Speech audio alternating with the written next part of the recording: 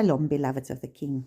Today we are going to look at another topic, and it's quite a controversial topic called, Has the law been done away with? Because this is what we hear in many churches, that the law has been nailed to the cross.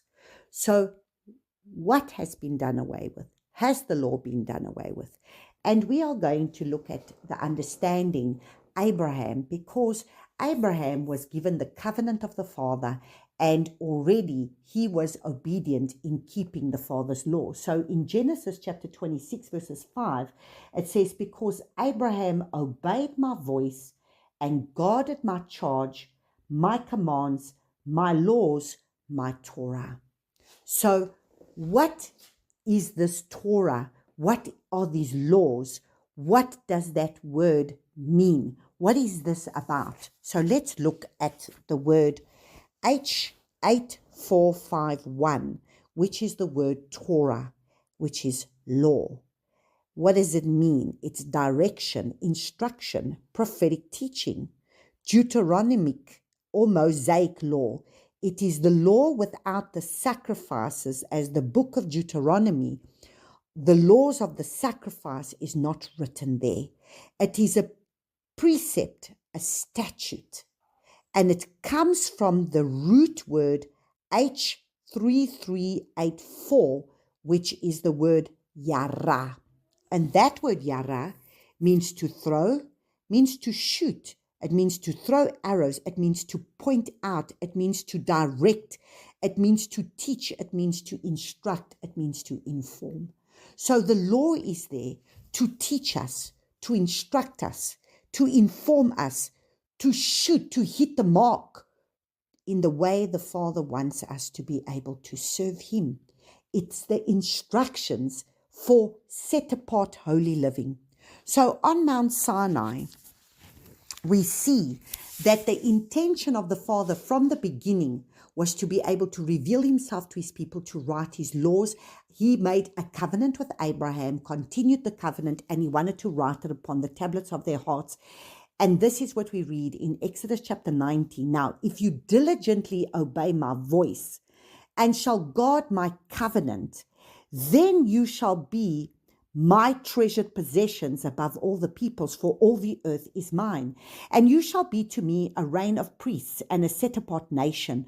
Those are the words which you are to speak to the children of Israel. So the Father, when He brought them up on Mount Sinai, He wanted to write the laws upon the tablets of their hearts by giving Him His Spirit, because Mount Sinai was where He was going to give them His Spirit, so that the law could be written on the tablets of their hearts, so that they could walk it out by His Ruach.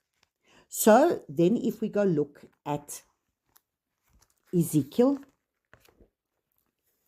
chapter 36.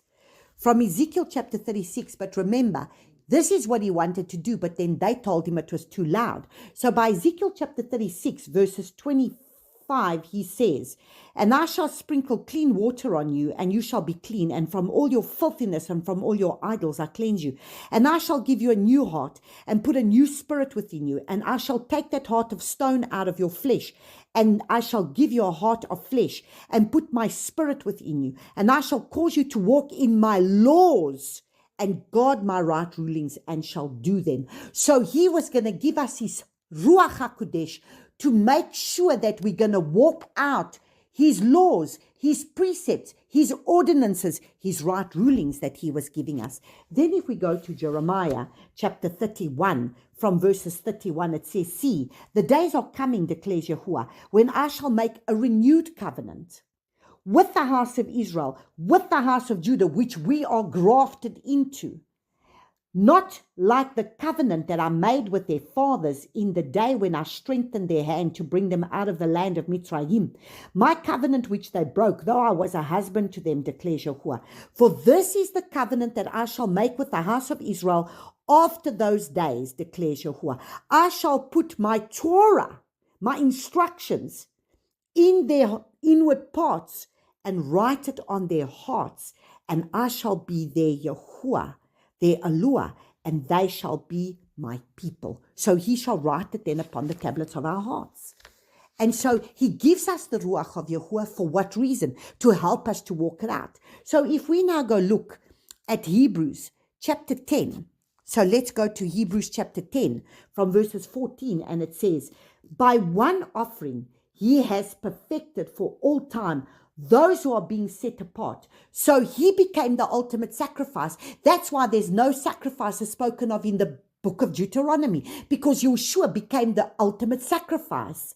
And he says, for by one offering he has perfected, and the set apart spirit